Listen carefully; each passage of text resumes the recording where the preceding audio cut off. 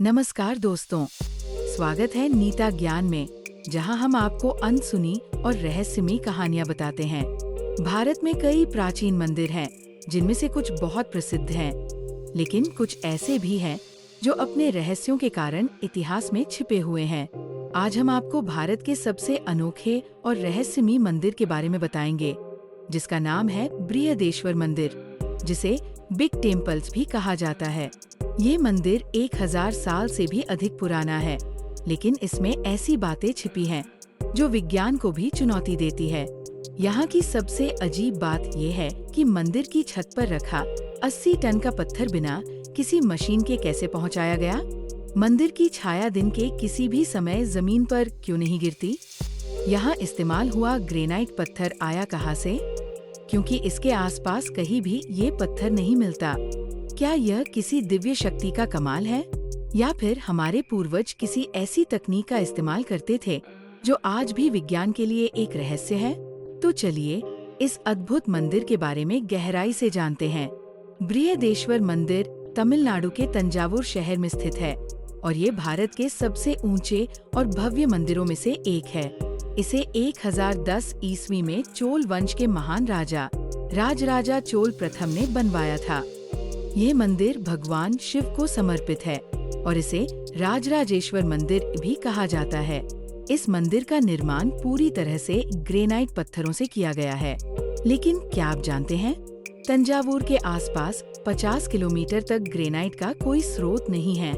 तो सवाल उठता है, इतना भारी ग्रेनाइट यहाँ तक लाया कैसे गया? इस मंदिर का शिखर विमानम 216 फीट ऊंचा है, जो ताजमहल से भी ऊंचा है।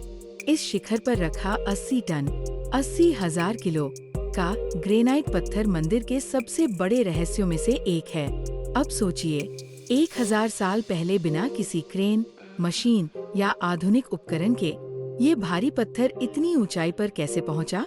इतिहासकारों का मानना है कि इसे ऊपर पहुंचाने के लिए 6 किलोमीटर लंबा एक ढलान रैंप बनाया गया था, लेकिन इसका कोई ठोस प्रमाण नहीं है। तो क्या ये किसी प्राचीन तकनीक का चमत्कार था, या फिर ये भगवान शिव का कोई अलौकिक चमत्कार? इस मंदिर को इस तरह डिजाइन किया गया है कि दिन के किसी भी समय इसका कोई भी हिस्सा अपनी छाया जमीन पर नहीं डालता।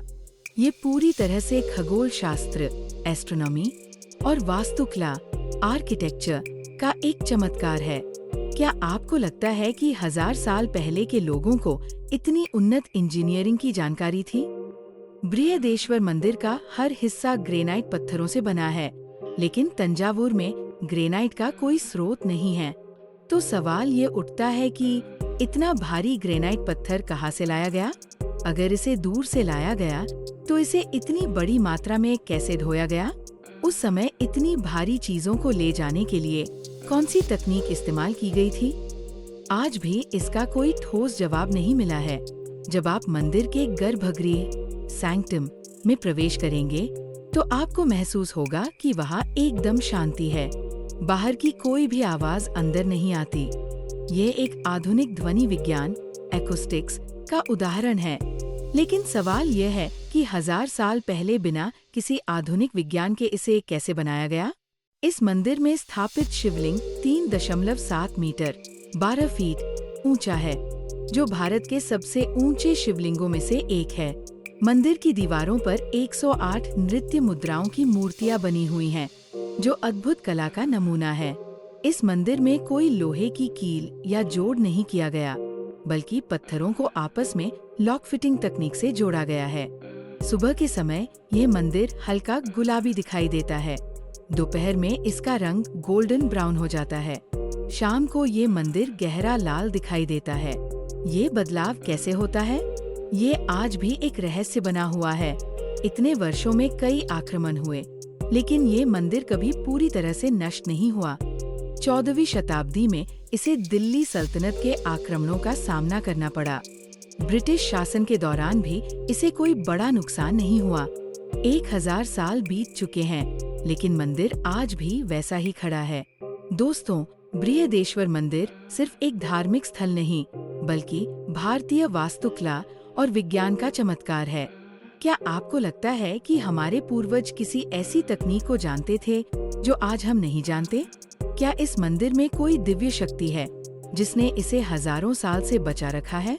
अगर आपको ये वीडियो पसंद आया तो लाइक करें, शेयर करें और नीता ज्ञान को सब्सक्राइब करें। कमेंट करें, क्या आप इस मंदिर को देखने जाना चाहेंगे?